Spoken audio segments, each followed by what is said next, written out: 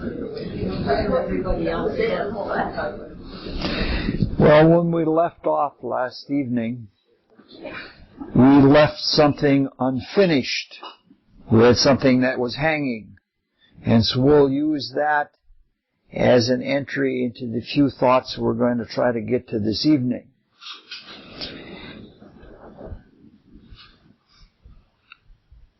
The thing that we left hanging is something that is very fundamental. And it is necessary to complete and thorough healing. And it is implicit in everything that we talked about last evening. We began talking in a petty way about the words curing and healing. Curing we associated with material remedies, and healing we associated more with the psycho-spiritual transformation that takes place in healing. Now that distinction is a distinction that is based on the fundamental structure of the cosmos.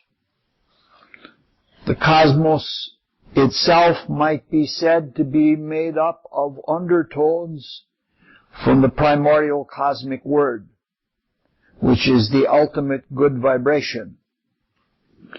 And these undertones from the creative word we know as successive states of being of increasing density.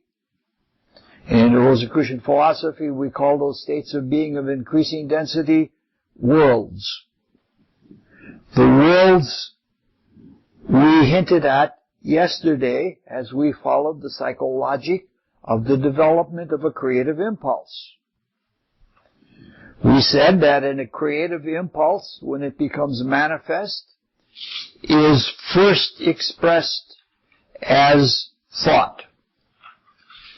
In order to find fulfillment, the creative impulse through thoughts evoke desires.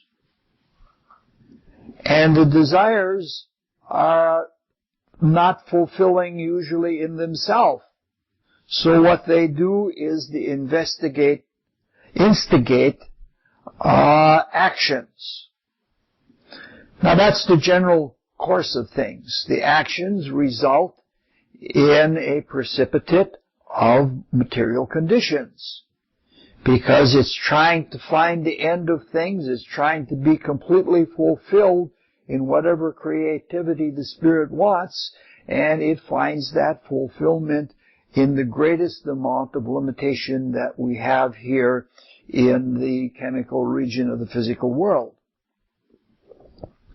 Now, not all of these different states of a creative impulse need to be carried out all of the way. For example, if we're thinking about somebody else's manner of thinking, we don't have to carry that out to be a desire. Or if we have an emotion, and that emotion is not something that needs to be fulfilled in an action, that part of the desire world will not become manifest in the physical. Things are carried out only as far as they need to be carried out. Some of them are not carried out very far at all, and it's not because they don't need to be carried out further, it's because the will of the creative being, the creative thinker, is not strong enough to impel them all the way to be carried out to their full breadth. So, we find that the material world is where forms of matter are precipitated. They are a residue of experience. Now this takes place in the solar cosmos, and it takes place in individual human beings. So this is the end of the line right here. We can't go any further down. Now accompanying this descent into matter, or into materiality, there is a parallel descent into externality. In fact, in our fallen humanity, our exaggerated fall into matter has effectively blinded us to inwardness. We can't see the inside of anything. All we see are the outsides.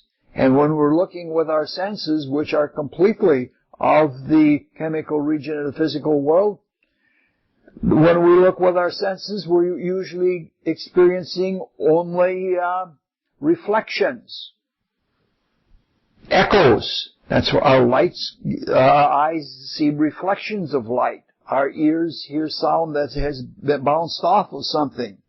Nothing really penetrates into our inner consciousness. Now, what we're describing when we describe this train of a creative impulse is we're describing a part of what is called the spirit-matter pole. Now, in abstract, the spirit-matter pole is more of a concept. It's a way to understand reality, and it isn't something that is an absolute. So if we proceed in one direction, things become more material and the consciousness is more directed outward. If we proceed the other direction, our attention is turned inward and it is turned more toward the spirit. When we go downward and outward, we encounter greater limitation. And when we go inward and upward, we experience much more freedom, and things are much more unformed or informal, even unlimited, you might say.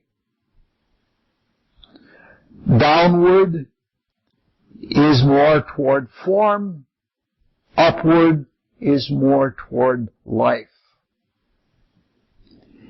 When we look in the downward direction, what we experience is more of the meaning as it is found in form.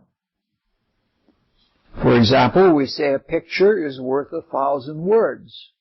And if we have a thing in front of us, that is its own meaning, especially if it happens to be something of useful value. If we're hammering a nail to put two boards together, the meaning of that is in the form of the nail, that it is capable of tacking and holding things together. When we turn upward and inward, we experience more naked meaning without necessarily needing form. And so it has a more universal character to it. Now, as we've said, the spirit-matter pole is a concept. And therefore, it is something that is potentially unlimited. Depending on the will or the creative urge of the creative being, there's no limit. Ultimately, we're talking now in the sense of God, there's no limit to how far downward and outward things can be projected. But the further we turn outward, or the more material things are, there is a reflection in that the more material, the more deep one has to proceed into the spirit. It's as if there is that they're just two poles of the same thing, and you can't make a monopole where you make one end more accentuated and the other less accentuated.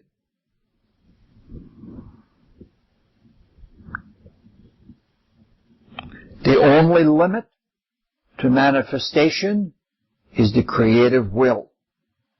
The creative will of the universal spirit.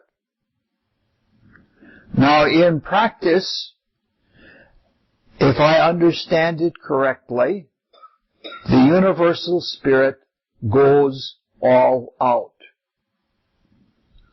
It isn't as if the God of our solar cosmos says, well, I think I'll only go this deeply into matter for this creation.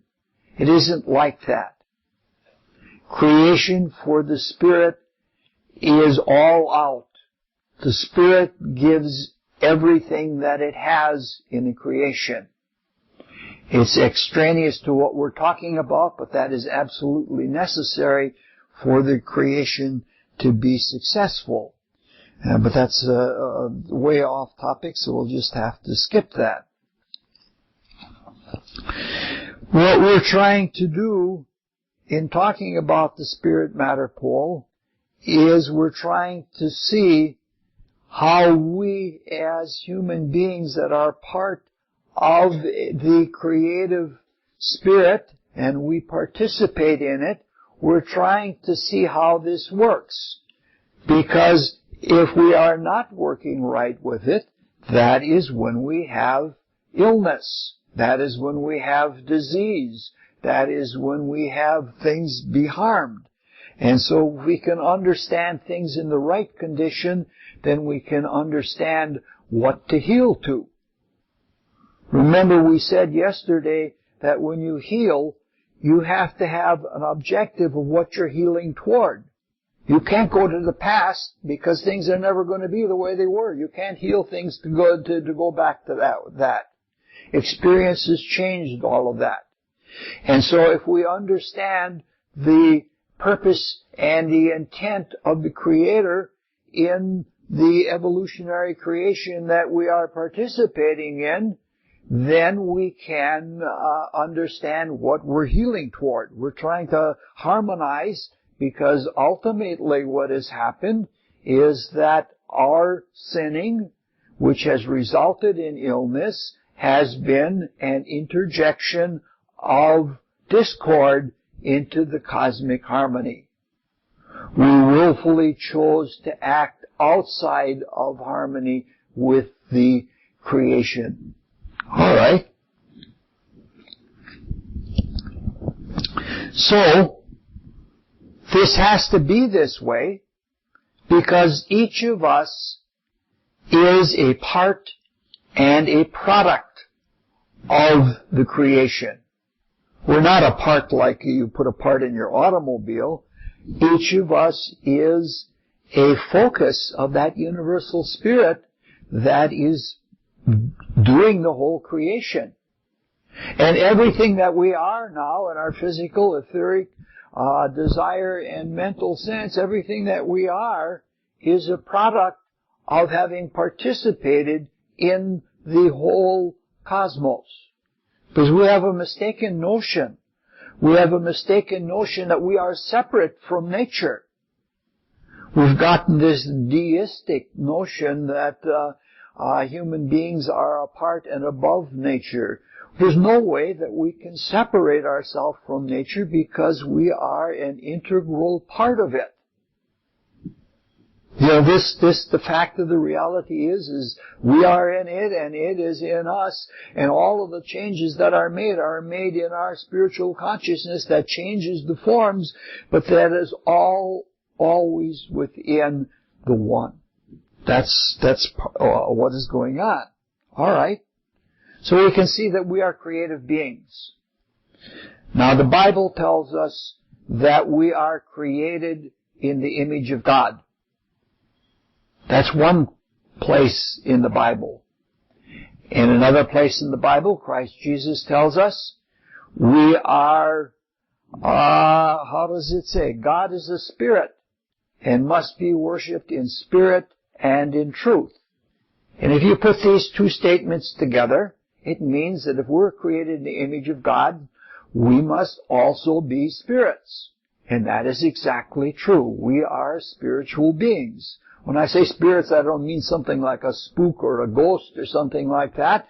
We mean a creative spiritual intelligence, something that has essential being. All right. So, we are along the same spirit-matter pole as the God of our solar cosmos is focused on that same spiritual matter pole.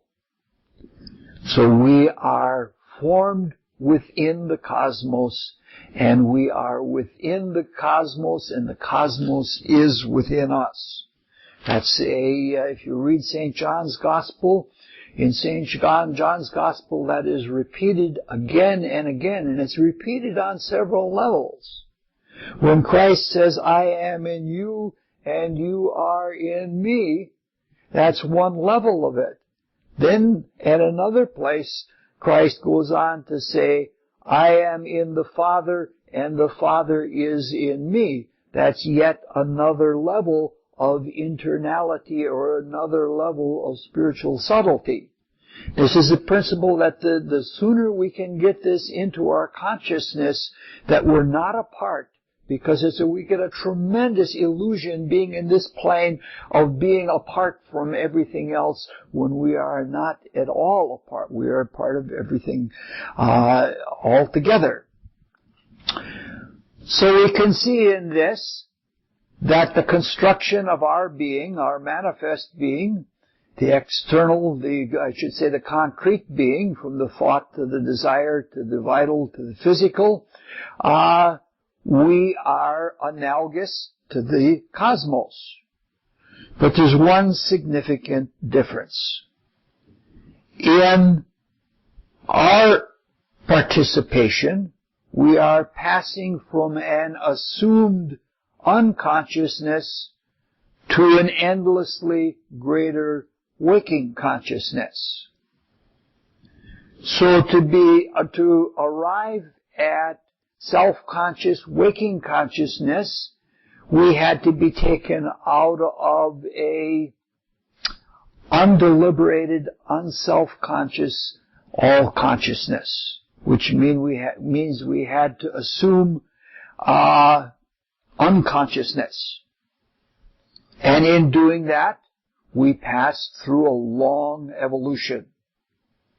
First, we were just beings of form, just as the minerals are beings of form. After we had learned a number of lessons of form, we learned the lessons of life. And when we learned those lessons of life, we were in a plant-like state, and like a plant, we could grow and we could change shape and we could heal if we were harmed. Of course, after that, we went through an animal-like state where, it dawns on us very, very slowly. First we get formed into things, and then we realize, there could be a form that grows and changes shape. And after having a form that grows and changes shape, it dawns on the spirit that is developing within, I could just detach this form and go all over the place the way an animal does. It's a long, slow process, but we wake up. At the same time, from the impacts of the material world and from the resistance of material existence, we develop a spiritual will. And from the ability to take on different shapes and to experience a life that is self-healing, we experience we develop a life spirit, which is a pure imagination and which has an eternal kind of life that has an eternal purpose that it grows toward. And from being a discrete object, separate from everything else, we develop the concept of a self within a universal spirit. Now, this is a reflective activity. From learning one kind of thing by experience, we develop in the spirit the potential that understands and creates and utilizes the experience that we have learned from the concrete forms, be they plant, animal, or mineral. So that is the process. In all of this, because it is one thing, there is a wonderful sympathy. So that the part of our becoming being that is formal, that learns things by discrete experiences, this reaches toward the Creator. So that even though we begin outwardly like a mineral and everything is unconscious almost, completely, like we're in a trance-like state, but it grows in its consciousness toward the Spirit that is growing towards its creation. Because the Spirit is participating in the creation even though it's unconscious of it, because how else is it going to learn to be a creator except by being part of it? It's a very unconscious sort of thing. It's almost as if the Spirit is in some kind of a trance and that it is being manipulated by the divine hierarchies to bring out its spiritual capacity and its spiritual consciousness by causing the changes in the forms. But they grow toward each other. And so finally what happens in the human-like state is there is a change in consciousness. That independent animal-like body begins to realize that there is a purpose for moving about. Usually, when it's animal-like, it moves about for food, or it moves about for reproduction. But that is a moving about for some end. That means there's a purpose. And in the human-like condition, we start looking for meaning, or for a purpose, or for a reason, and that helps us to develop the mind. But the mind is two-sided, because this is when the Spirit connects with its creation and begins to enter into its creation, and all of the experiences from its creation enter into the Spirit. That's what the human condition is like. That's what we are experiencing right now. The Spirit is very little in its indrawing into the person, into the personality. We're only partly awake. We're only partly manifest in our being. And you might say this is like two lovers kissing. That one is reaching up to be kissed and one is reaching down to give a kiss of blessing. And that's what the experience is. And the independent animal body produced that independent self, and when that self enters into the personality, it wakes up to its own being. Of course, there are all of the pains and sorrows and everything that we go through here that help to wake up. You know, I'm one of those people that twice in my life I've walked into a lamppost, and that it was a big part of my waking up. So, this is what we're participating in. Now, in the process of this, at the time when we were most vulnerable, we were human-like, and we were just beginning to take care of our personality, we were misled. We won't go into all the details of it, but we were misled by beings who needed experience because they had deviated from their own evolution. And so what those spirits did, they're called Lucifer spirits, is they told us half the story. They told us that if we used the creative energy, we could become immortal. Now, we were just becoming aware of the fact that our bodies were mortal. And we were gullible. We were very pure. And so we listened to them.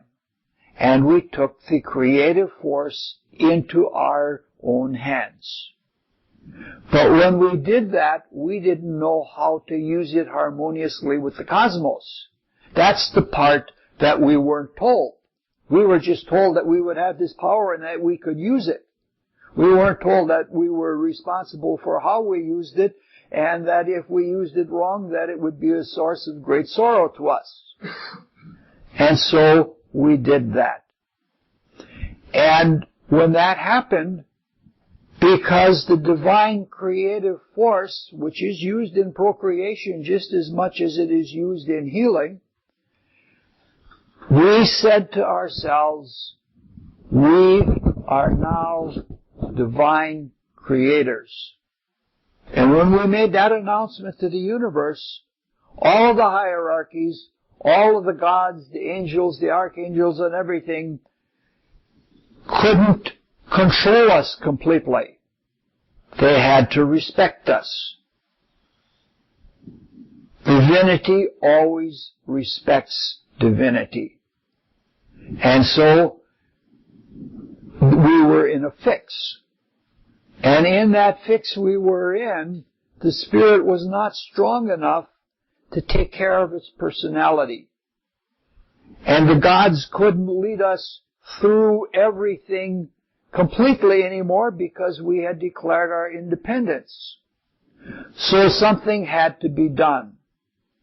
And with the help of the creative hierarchies in the desire body, we developed a pseudo-self. And the purpose of that pseudo-self was to act instinctually to protect us. Which it did, and it did marvelously. However, it wasn't sufficient to get around the cunning of the Lucifers. The Lucifers figured out, well, if we can taint the lower nature, we can continue to have these helpless human beings experience things the way we want them to experience. We want them to experience more materialistically. We want them to experience more blindly. So that's what happened, is they tainted it, and the lower nature, being a reflection of the self, instinctively knew inside of itself that it could be an ego of sorts.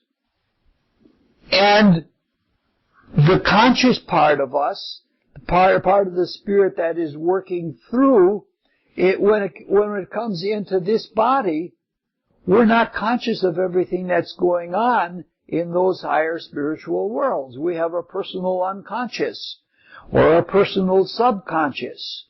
And so what happens is this ego knows it, and because it wants these experiences, especially sensual experiences in the physical world, it was able to lead us where it wanted to. And it was cunning enough to know that if it aligned itself or went into some kind of coalition with the concrete mind, it could very cunningly have control of some of the thought process. It's always cunning. It's not deliberate ratiocination. It is a kind of cunning that comes from the lower nature. So, it is this lower self which has selfish ends in mind, and that, because it's comprised primarily of desire, wants the experience of intense desires. It is this that it doesn't care about the body. To some extent, the experiences that we feel in an illness are intense feelings, and the lower nature likes that too, as long as it gets that kind of experience. And as a consequence then of these cunning, selfish, unharmonious thoughts is where the various illnesses occur in the body. And to the extent that the true self our divine being cannot control the lower nature, and to the extent that the true self is not yet capable of thinking clearly and creating perfectly, to those two extents do we have illness. And this is what we're trying to heal. So we can see that we build imperfect bodies not only because of creative inexperience, but because of this selfish adharmony. Under the sway of this desire, we run amok and we produce many, many, many bad thoughts and do all kinds of crazy, stupid things. We were even taught how to become intoxicated, and when we become intoxicated, we magnify the capacity of the lower nature to do stupid things even more. And so that's the story of how we got to where we are now. Now, this has been a long side trip, but it is just to point out our divided nature. And as long as there is disharmony between the higher nature and the lower nature, we cannot possibly have perfect health. Ultimately, we will have approaching perfect health, because everything in the material world is imperfect, and everything in the material world, the dense physical world, has limitation to it. You can only approach perfection, but you can't really reach it. So, now we're back again on topic, and we're again at that theme of discussing how thoughts are the origin of illness. Now, there are different grades of thoughts.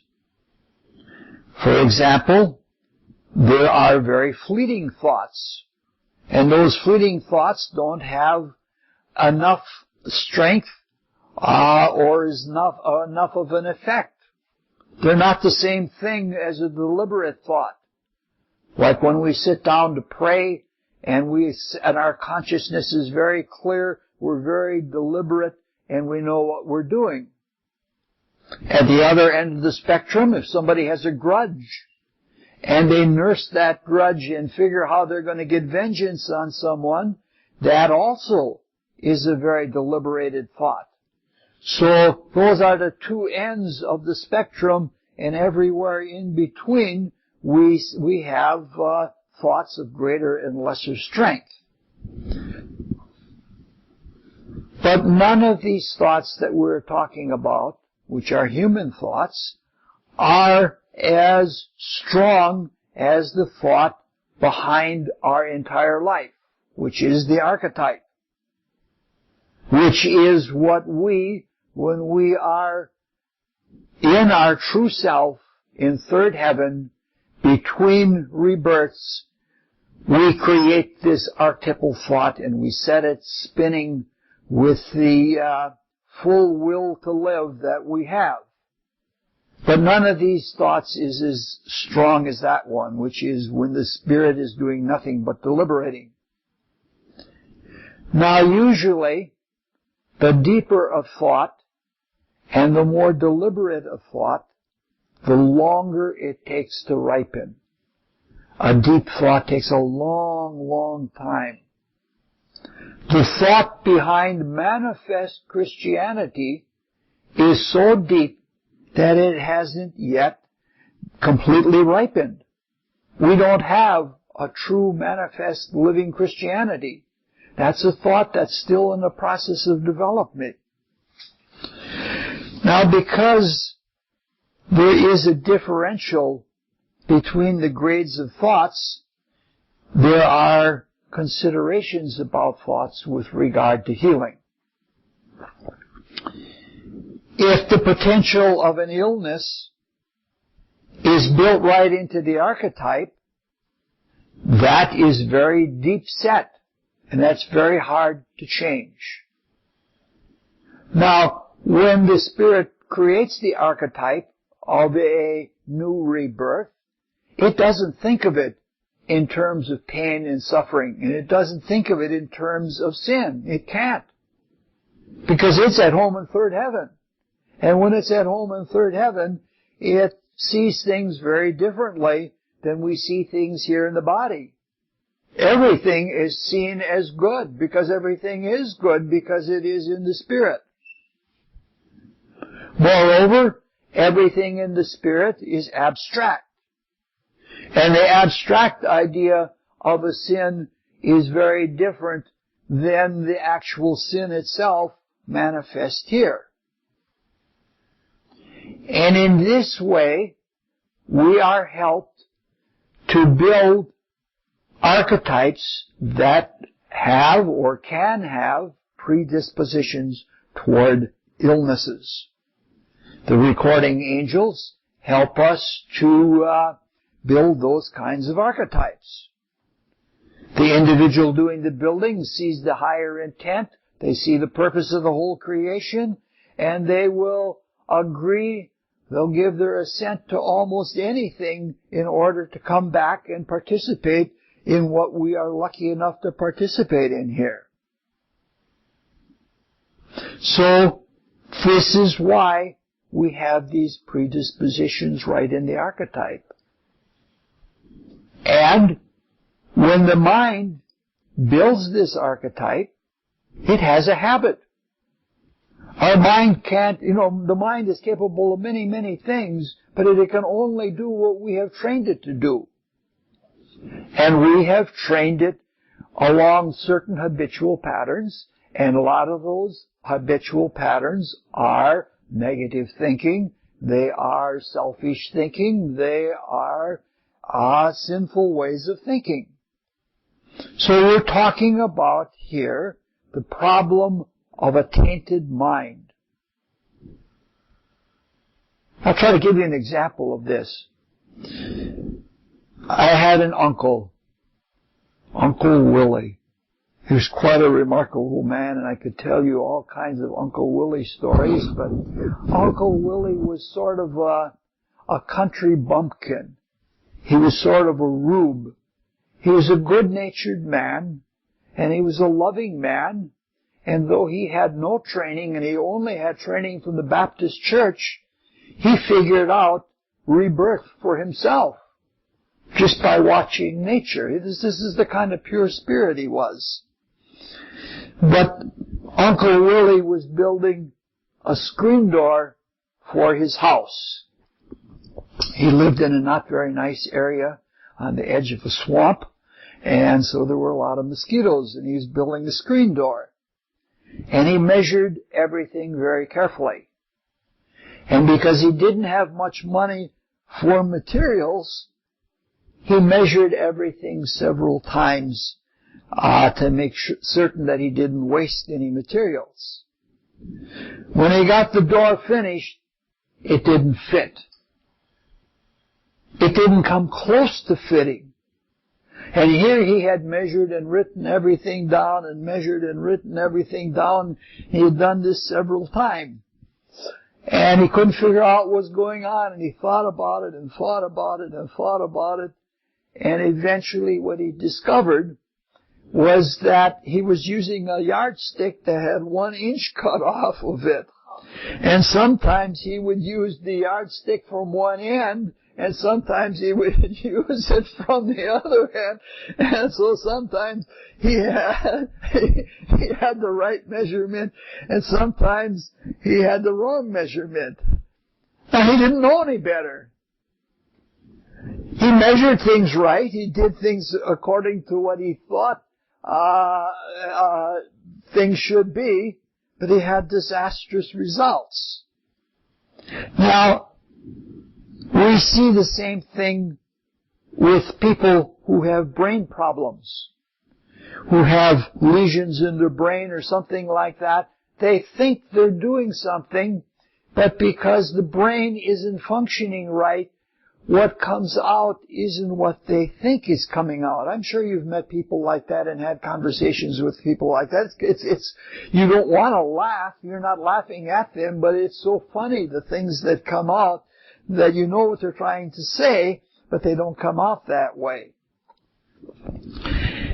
Every one of us has had the experience of thinking we were absolutely right about something.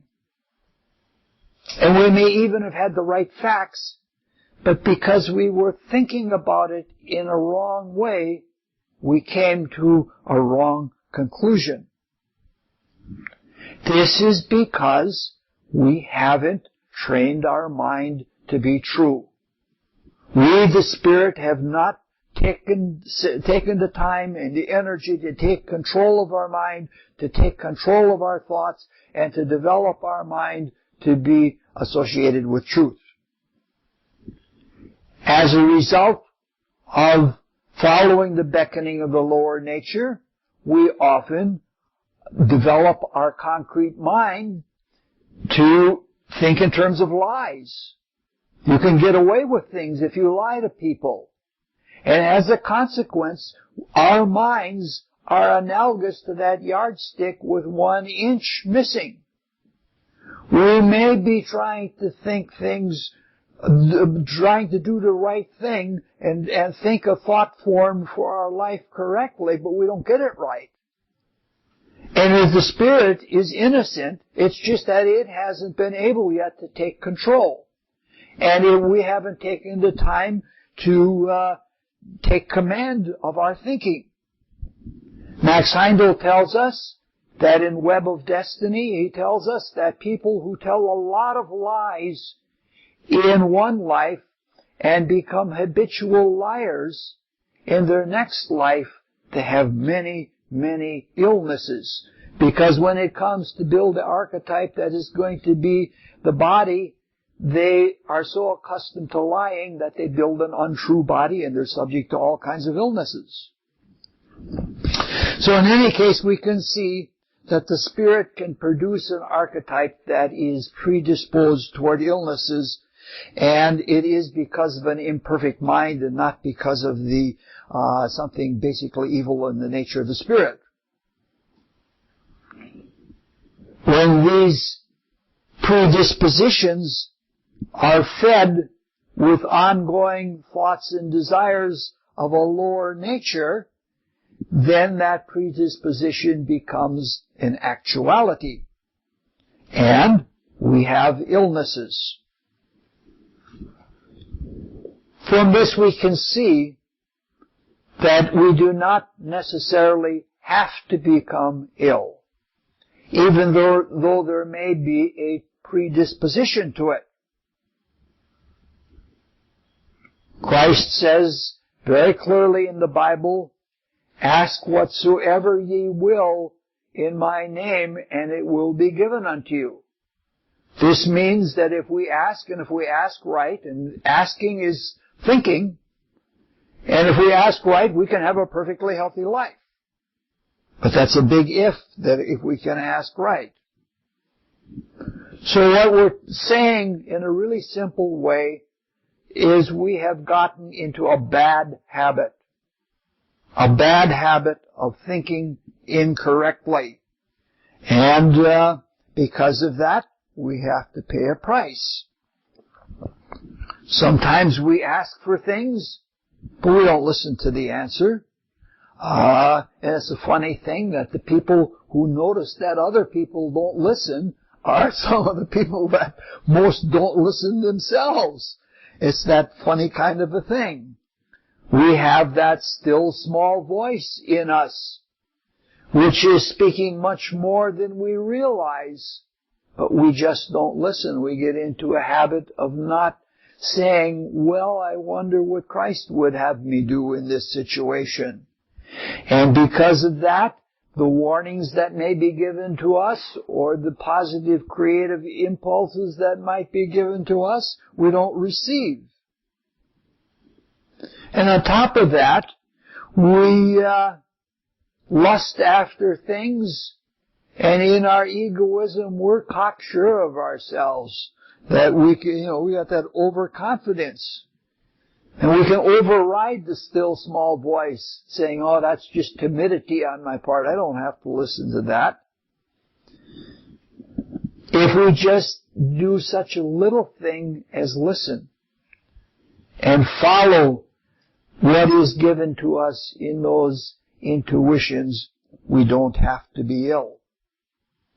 We don't have to deviate from our conscience. Now, to understand all of this a little better, we need to draw it all together and get some notion of applying this to healing. Let's do this again by doing something very semantic, one of those petty little word things again. Earlier, we spoke about our consciousness or our being as being strung out along the spirit-matter pole, so to speak. Ultimate healing, from which we would never become ill, would obviously mean complete unification of everything along the spirit-matter pole. If such a being, if one of us were to be completely unified, we would be an ideal human. We may not be complete. It's possible to be whole without being complete. We can be a whole human being with having no flaws, but still not be complete. But the road to completion would be a lot simpler and a lot smoother than the way it is now with the way we do things.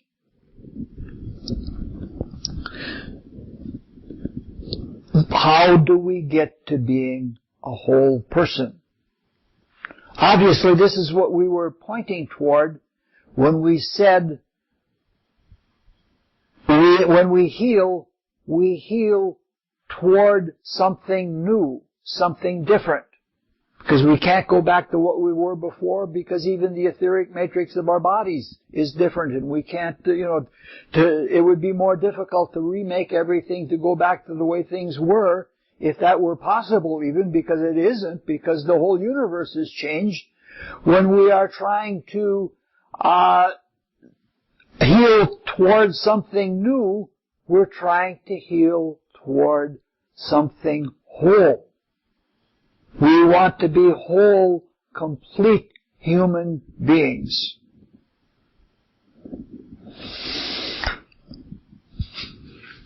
Not final, not perfect, but complete. It's too much to expect that. When we want to become whole, there's only one way that can be done. We have to be single-minded. We have to have unity, which is the basis of wholeness, thoroughly permeate our being. It's said in the Bible by Christ Jesus, let thine eye be single. He's saying, like, as you see everything, see it with singularity. Have that one end.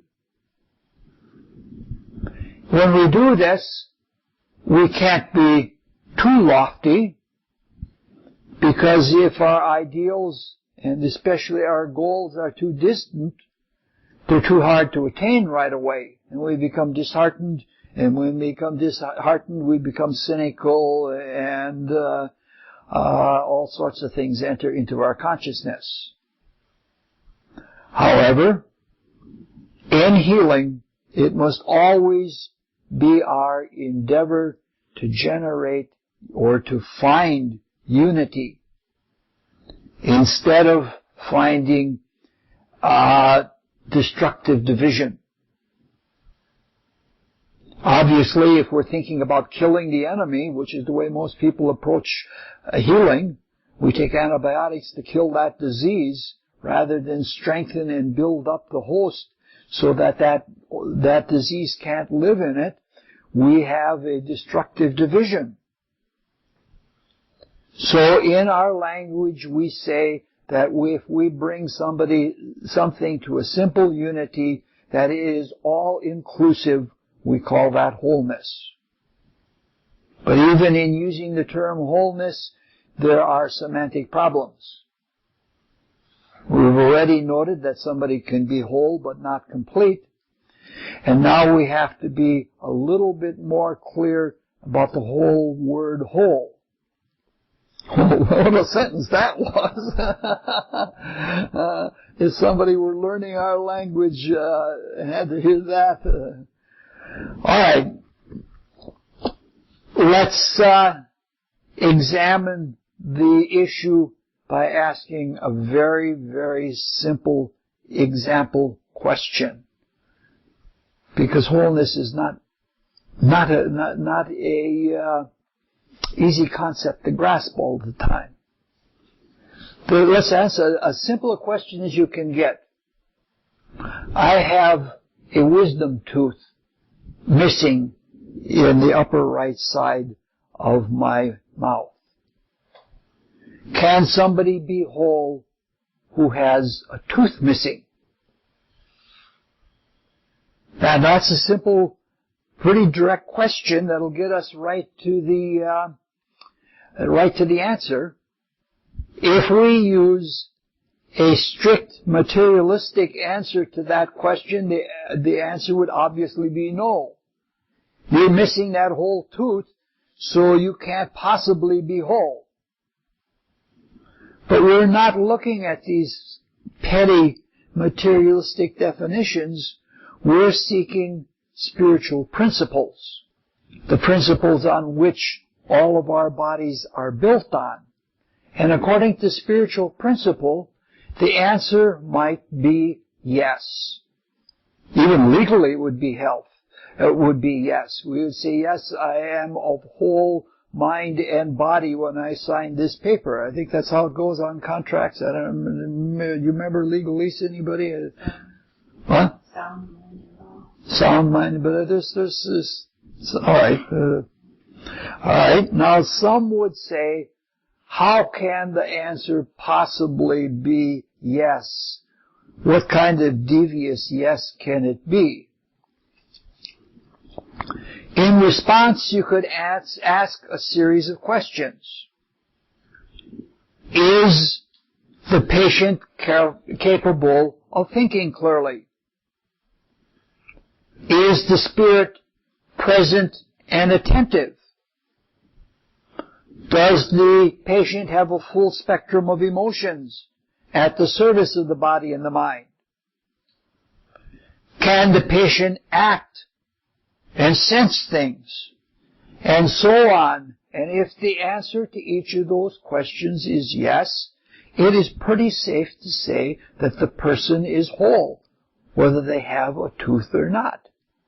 What is essential to the spirit, the capacity to think and remember, the capacity to feel, emote, and desire, the capacity to take sense perceptions in, that is essentially what a human being is.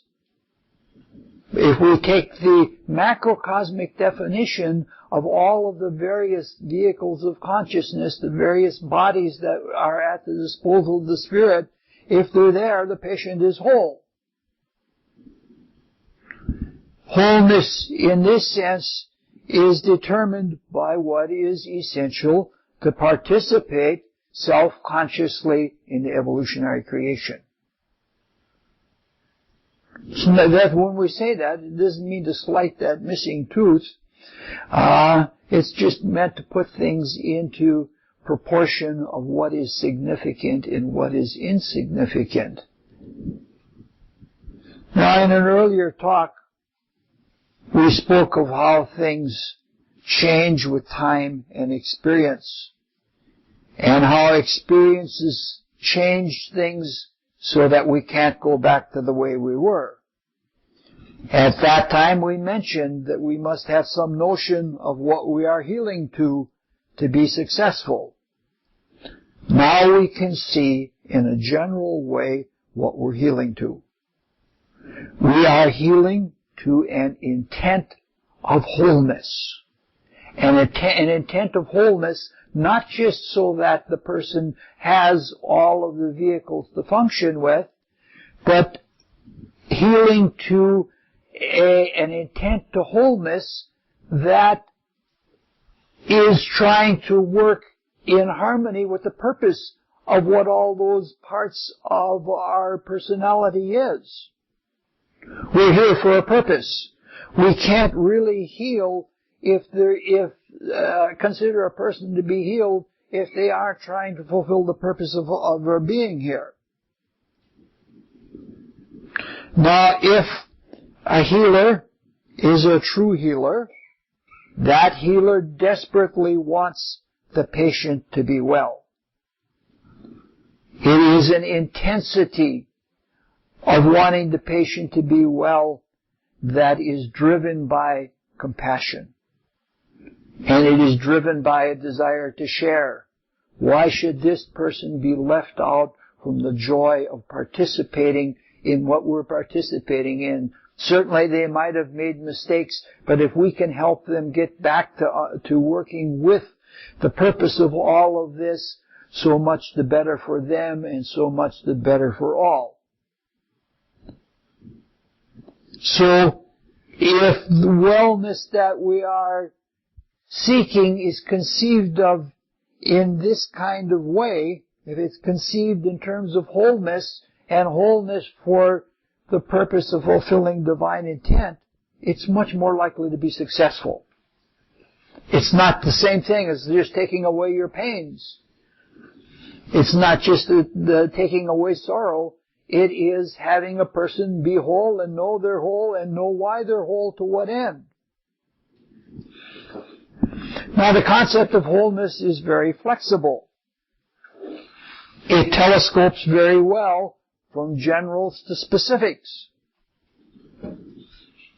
If we can see some form of wholeness as an end, if we know the healing power and we trust in the healing power and we trust that it can do what it is made to do, then if we don't interfere with it and bring the healing power will do that.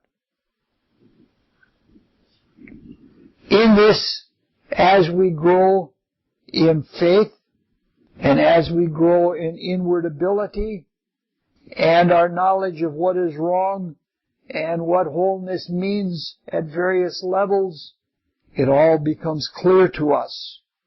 And when it becomes clear to us, we're more successful. We are working toward the divine intent, and we're not just trying to change some condition. Because if we're trying to change some kind of condition and stick our nose into the particulars of someone's personality on any level, that constitutes an illicit form of magic. Sometimes the border between illicit magic and healing is a very thin border. It is not, if we trust in the healing stuff and trust that the divine nature of it will take care of it and we don't have to do too much. That's always often where we get ourselves in trouble. We have to do too much. We have to control everything. There's a lot of ego in that. And that blinds us as potential healers.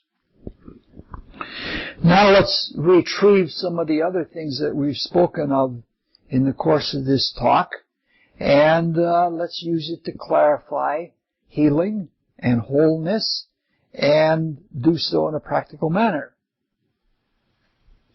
Suppose someone comes to you seeking healing and relief. What do you do? Do you work from the top down? That is, you begin with thoughts and work into the physical body? Or do you work from the bottom up? Do you deal with the physical condition and then work back inward toward the spirit? In the Rosicrucian philosophy, the answer appears to be both. Because the Rosicrucian philosophy tells us that in our consciousness, it has a whole chapter on it, on a cycle of consciousness, where things work from within out, and then as perceptions of experiences, things work from without in. If we are experiencing anything, if we're driving down the highway and we need to pass a car and we see a car coming from the other direction, it isn't just an impulse, I'm going to go out there and around, and it isn't just perception, but it is a judgment on both of those things. So the Rosicrucian philosophy seems to be teaching with regard to this issue that we work from the top down and from the bottom up. We work from outside in and from inside out. And that's important. We said earlier, I don't know if it was last night or earlier tonight, it was last night, that if we are in control of our thoughts and think only good thoughts, eventually we will be perfectly healthy. It may take several lives before we have flushed everything out of our evolutionary system, but eventually everything will be. That's a completely top-down approach. Obviously, medicine is a completely bottom-up approach. They don't even believe that there's anything beyond the physical body. They say, well, this illnesses are caused by germs, and the disposition toward illnesses is caused by heredity and all of those kinds of things. And as a consequence, people get well in spite of medicine. That doesn't mean that the doctors are uncaring. They just mean that they don't know any better. And they're trying to do what they're trying to do, and some of them actually catch on. And they say to themselves, we're causing more harm than we're doing good.